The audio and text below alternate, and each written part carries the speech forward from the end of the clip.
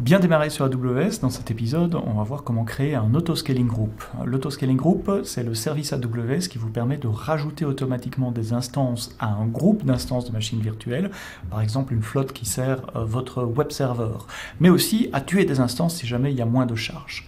Donc la première étape, c'est d'aller dans la console EC2. Ici, je suis sur la région Paris, et tout en bas à gauche, dans le menu, il y a les groupes d'autoscaling. Donc, créer un groupe d'autoscaling, ça se fait en deux fois, en deux étapes. La première, c'est de dire quoi lancer, ce qu'on appelle une configuration de lancement, donc les MI, etc. Et puis, où la lancer, dans quel VPC, et quelles sont les règles de dimensionnement de ce groupe. Alors, pour la configuration de lancement, on va prendre quelque chose d'assez standard ici. On va prendre une Amazon Linux, on va prendre une M5 large, par exemple celle-ci qui n'a pas trop de CPU, deux CPU pour le test que je vais vous montrer. Vous donnez un nom à votre configuration de lancement, démo configuration de lancement, CL. Aucun rôle IAM, stockage standard et un security group qui me permet de me connecter en SSH parce que je voudrais simuler une charge CPU plus tard sur cette instance.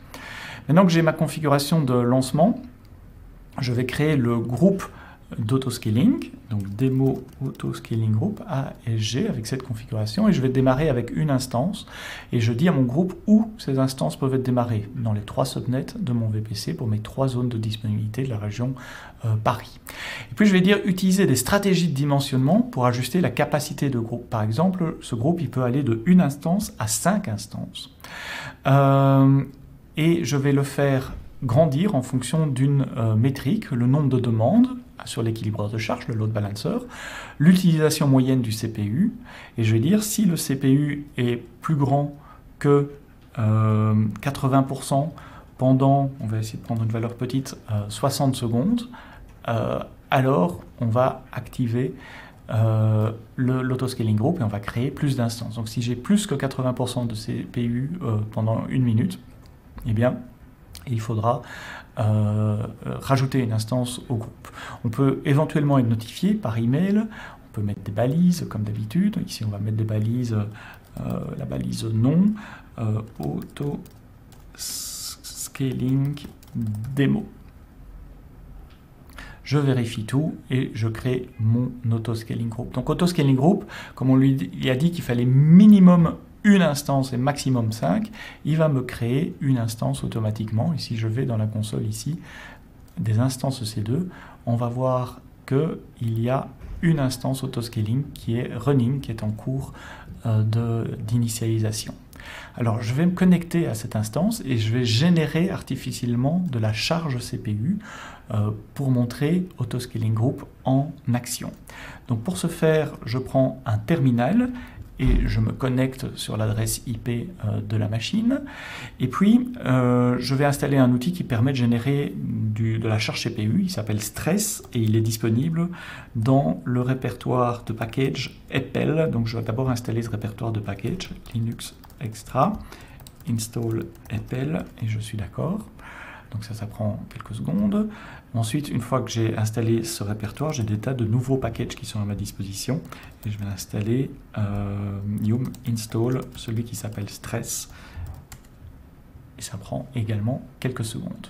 Une fois que j'ai Stress et que je sais que ma machine elle a deux virtual CPU, je vais lancer Stress sur deux threads pour générer un maximum de CPU. Et on va voir le résultat assez rapidement dans l'onglet Monitoring, dans l'onglet Surveillance, utilisation de la CPU. Dans quelques secondes, on va voir que l'utilisation sera à 100% pour cette instance. Donc là maintenant, on va attendre un tout petit peu que l'utilisation de la CPU et qu'autoscaling se déclenche. Et donc après quelques minutes de patience, si on va voir la surveillance de l'instance EC2, on voit que son utilisation CPU plafonne à 100% et que ça a déclenché la création d'une autre instance, d'une deuxième instance. Donc là, on voit autoscaling en action. Si on retourne Dans Autoscaling Group, on voit que la quantité d'instances est bien passée à 2. Et si nous allons dans CloudWatch, on voit qu'on a une alarme dans CloudWatch. Et l'alarme, regardez à la droite du graphique ici, c'est parce que la quantité CPU de notre groupe est au-dessus du seuil que nous avions défini, qui était de 80%. Et donc là, ce que vous voyez, c'est Autoscaling en action qui rajoute des instances. Si j'arrête stress, dans quelques minutes, il tuera l'instance et reviendra à la quantité de une instance pour minimiser mes coûts sur Amazon EC2. Voilà en quelques minutes Autoscaling, comment ça marche et comment vous pouvez en tirer parti pour vos applications. N'hésitez pas à laisser vos commentaires en dessous de cette vidéo et parler de la série de vidéos à vos collègues et vos amis si vous trouvez que c'est utile pour vous.